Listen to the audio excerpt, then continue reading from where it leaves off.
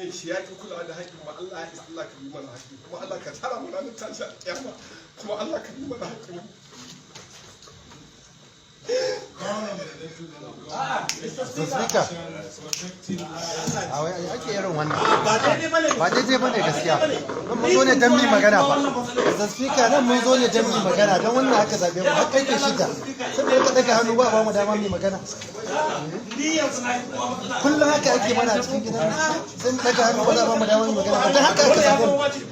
Sai a zaɓe wasu a ba su damar su magana don haka aka zaɓe mu nan wurin.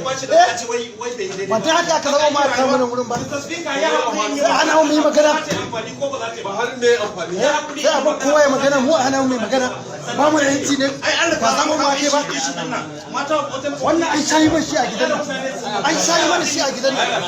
Wannan ba ta mana rai. Yes kullum yes presiding gidan nan in ji kasa magana ba wanda ba za a take nan wannan ba. Za mu kira iska ne wasu ne. Wai ba ka ne mu wannan abu ba gidan nan.